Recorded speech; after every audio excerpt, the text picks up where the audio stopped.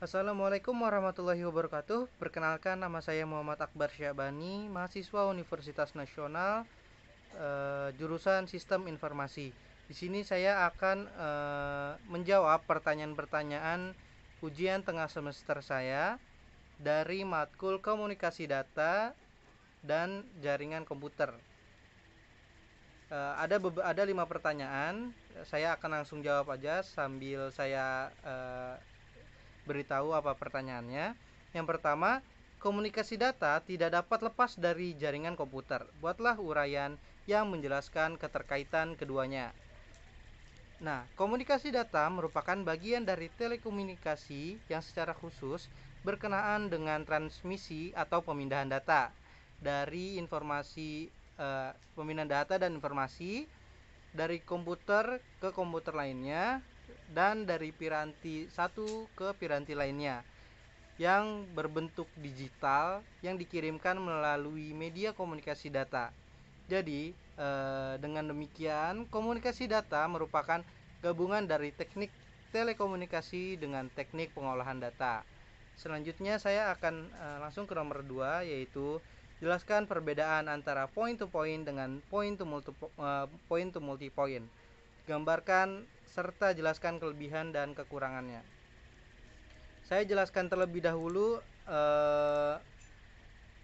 apa perbedaannya, yaitu yang pertama perbedaan dari point to point dan point to multi-point, yaitu koneksinya. Koneksi antara satu device dengan satu device lainnya itu adalah point to point, sedangkan koneksi point to multi-point ini adalah koneksi dari sebuah device jaringan dengan beberapa device lainnya. Jadi dari satu jaringan ke beberapa jaringan. Nah, perbedaan yang kedua yaitu konfigurasi dari koneksi point to multi-point lebih rumit dibandingkan koneksi point to point. Dan yang ketiga, koneksi point to point ini lebih aman dibanding dengan point to point karena point to point harus memberikan atau men-share ke beberapa jaringannya. Nah, ada di sini gambaran dari point to point, yang dimana gambaran ini di sini ini adalah bridge atau hubungan dari poin 1 ke poin kedua, dan dari poin ini langsung dilanjutkan ke komputer masing-masing. Sedangkan jika point to multi point, jadi dari satu server sini nih, ini adalah gambar server atau gambar poinnya ke beberapa poin. Jadi ke gedung satu, ke perumahan satu, ke kompleks satu, ke komplek 2, ke komplek 3, dan seterusnya. Jadi di sini jaringannya itu dari satu titik ke beberapa titik. Jadi untuk konfigurasi koneksinya jadi lebih rumit dibanding point to point. Nah, saya akan melanjutkan pertanyaan ketiga, yaitu OSI memiliki 7 lapisan. Jelaskan serta gambarkan 7 lapisan OSI tersebut. Nah, di sini saya sudah ada mungkin tidak terbaca tapi di sini sudah terlihat ya. Maaf, pasti akan terbalik di layar. Nah, di sini ada 7 lapis atau 7 layer OSI, yang dimana setiap layernya itu memiliki perbedaan. Saya mulai dari paling bawah. Paling bawah ini adalah bits atau media layers. Ada di layers ini ada media layers, itu terdiri dari cycle, data link, dan network. Nah, yang pertama ini cycle ini, di bits ini, layer cycle ini mempunyai tugas untuk mentransmisikan serangkaian bit binary atau binary digit yang merupakan kombinasi dari angka 0 dan 1 melalui media transmisi. Nah, layer cycle ini juga adalah bisa berupa kabel atau gelombang microwave atau infrared atau fiber optik atau ya dan sebagainya. Selanjutnya, layer ini juga digunakan sebagai penyedia jalur data atau jalur transmisi tanpa bertanggung jawab jika ada kerusakan data. Dan pada layer ini mendefinisikan media transmisi secara detail, tetapi hanya mendefinisikan bagaimana pola bit-bit dikodekan menjadi sinyal-sinyal yang ditransmisikan. Selanjutnya ada data link. Nah, data link ini data link yang warna oranye ya. Maaf, ini pasti gak akan terbaca, tapi saya akan menjelaskan sedikit gambarnya. Ini oranye ini adalah data link. Data link ini sedikit lebih cerdas dibandingkan dengan layer cycle karena menyediakan transfer data yang lebih nyata sebagai penghubung antara media network dan layer protokol yang lebih high level. Layar data ini bertanggung jawab pada paket akhir dari data binary yang berasal dari level yang lebih tinggi dan ke paket discrete sebelum ke layar cycle. Nah, selanjutnya di media layer sini ada networks. Nah, networks ini memiliki tugas utama menyediakan fungsi routing sehingga networks yang agak kuning warnanya ya. Sehingga paket dapat dikirim keluar dari segmen network lokal ke suatu tujuan yang berada pada suatu network lain. Nah, network ini memiliki IP, internet atau internet protokol yang digunakan untuk tugas ini. Jadi network ini memiliki tugas internet protokol, dan perusahaan Novell telah memprogram protokol menjadi beberapa seperti SPX atau Sequence Package Exchange dan NCP, Network Core Protocol. Nah, selanjutnya naik ke tingkat selanjutnya, di sini ada host layer.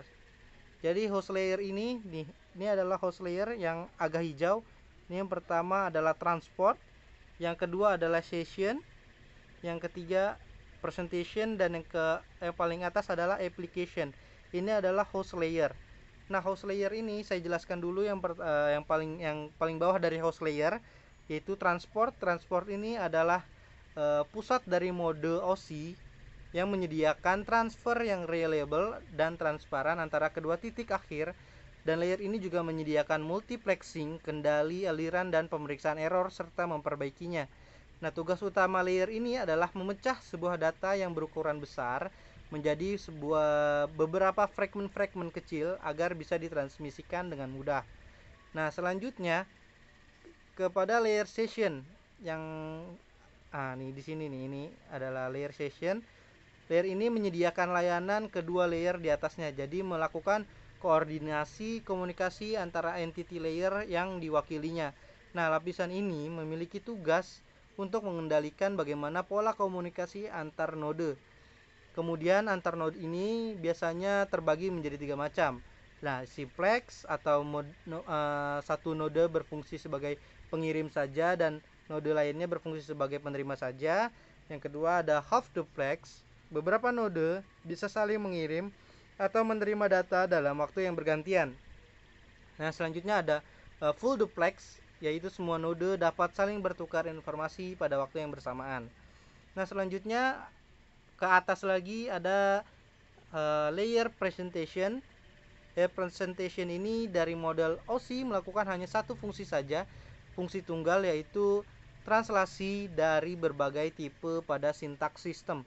Jadi layer ini juga memiliki tugas untuk menerjemahkan data yang dikirim maupun yang diterima agar bisa ditampilkan di layer aplikasi.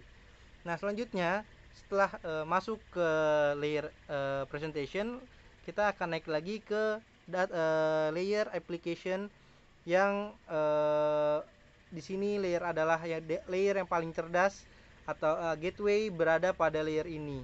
Gateway melakukan pekerjaan yang sama seperti sebuah router, tetapi ada perbedaan di antara mereka. Nah, layer application ini adalah penghubung utama antara aplikasi yang berjalan pada suatu komputer dan resource network yang membutuhkan akses padanya. Nah, layer ini menyediakan pelayanan aplikasi bagi user yang digunakan untuk berkomunikasi melalui jaringan seperti web atau email atau telnet atau e-commerce atau yang lainnya. Nah, itu adalah OSI model, yaitu yang memiliki 7 layer. Kita akan melanjutkan lagi ke pertanyaan keempat. Jelaskan perbedaan antara bandwidth dengan spektrum. Nah, perbedaan utama antara bandwidth ini dan spektrum adalah Bandwidth adalah tingkat maksimum transfer data dalam periode waktu yang tertentu, sedangkan spektrum ini adalah kumpulan gelombang dengan frekuensi tertentu yang diatur secara berurutan.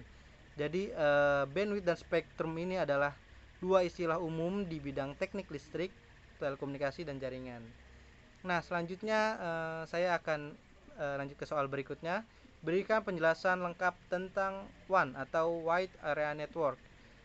Wide Area Network ini adalah sebuah jaringan komputer yang memiliki cakupan area, jarak, dan geografis yang sangat luas yang digunakan untuk menghubungkan komputer-komputer.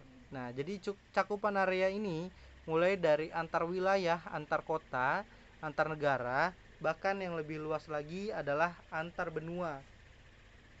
Nah, karena area yang luas inilah jaringan WAN membutuhkan sarana dan fasilitas transmisi yang besar. Contohnya saja seperti satelit, telepon, kabel bawah laut, dan fasilitas lainnya, tergantung seberapa luas cangkupannya. Nah, kecepatan transisi jaringan ini beragam, mulai dari 2 MB per second hingga 625 byte per second.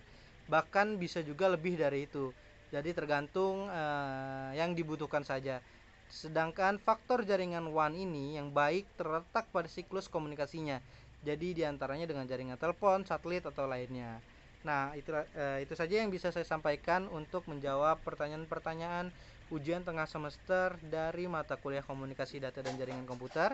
Kurang lebihnya mohon maaf. Wassalamualaikum warahmatullahi wabarakatuh.